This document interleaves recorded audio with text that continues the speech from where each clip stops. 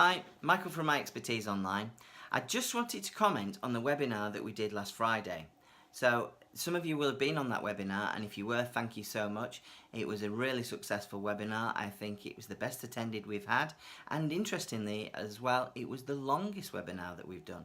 That's because I crammed a little bit more into it. In that webinar we covered the 4-step blueprint for course creation success, but I also covered the 3 big barriers that I find stops people literally in their tracks from making and getting on with their own online courses and products. And I covered the 3 big barriers and how you can get over them and what you can do about them. Now, towards the end of the webinar, I covered something that actually I was introduced to by a friend and colleague, Steve Neal, who I regard as one of the UK's experts in the limbic system and performance. And Steve introduced this concept to me, and I shared it with the group in the webinar, and that is the 7-step process to achieving absolutely Nowt, as we say in Yorkshire. Or should I say more accurately, the 7-step process for achieving absolutely nothing. Now, the reason why I included that in the webinar last week was because I speak with people a lot. I maybe have 7 to 10 phone calls with course creators or potential course creators every single week. And what I found is that when I'm having that conversation with course creators, people who want to get their know-how, their knowledge and their expertise out there, when I ask them why they haven't done it so far, they often explain to me this 7-step process for achieving absolutely Nowt. So I thought it was a really good opportunity to share Steve's model with you, and you'll probably be familiar with Steve Neal because I've done an interview with Steve, and his interview is in the Academy, and he shares with us a lot of revealing mindset issues that stop people performing. So let me illustrate the 7-step process for achieving absolutely nothing with you again, because it really is critical. So the first thing that happens is people have a great idea. And they have a great idea for changing their business, they have a great idea for transforming their business, which will of course ultimately often transform their lives as well.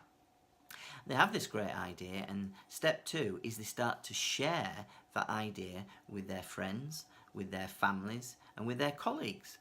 And often when they share that idea, because it is a genuinely good idea, they get great feedback. Their friends, their family give them good feedback and say, you should do that because that is an absolutely great idea. And that gives them, they've had praise, they've been praised for their good idea, they've had some great feedback, and that pumps them up. They feel really motivated about that then, which is a good feeling. And that good feeling sometimes seems to be enough for people, because they get that good feeling that comes with the praise that they've had from sharing it with people, and then do nothing at all. And then sadly, the next thing that happens is they stop talking about it. They've been talking about it for a while now, and they stop talking about it.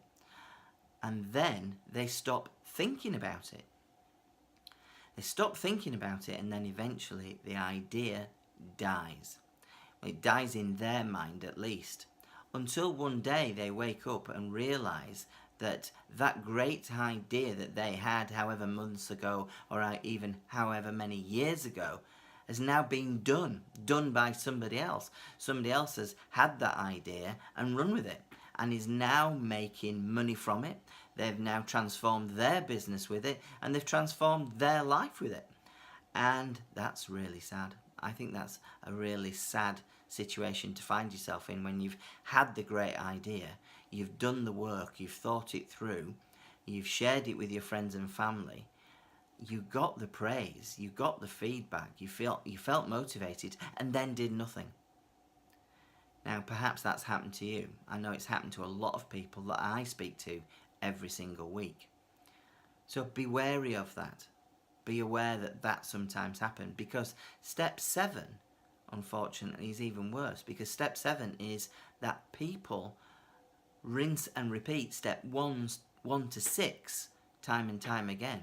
They have the great idea, go through the process of having that great idea, developing the idea, sharing it, getting good feedback, getting praise and motivation, then stopping talking about it, stopping thinking about it, and then the idea dies. And they repeat that process throughout their whole lives, where they've had good ideas and done nothing.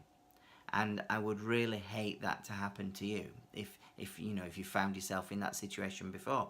Now, I had a conversation with somebody yesterday actually who believes that they've been in that cycle, and unfortunately the feedback that they've received from that process is not to have those good ideas anymore and not to take action, rather than have the great ideas and take action, which is a strange situation to find yourself in. So thanks for listening. I just wanted to share that mindset conundrum with you, because it's mindset often that gets in the way. It's that mindset that stops people from actually going out there and creating the course or the product that will transform their business. I'm running another webinar this Friday coming, so if anybody is interested, we will be going in so much more detail in the 4-step blueprint to achieving course success, and how to avoid mindset issues that'll hold you back and literally stop you in your tracks.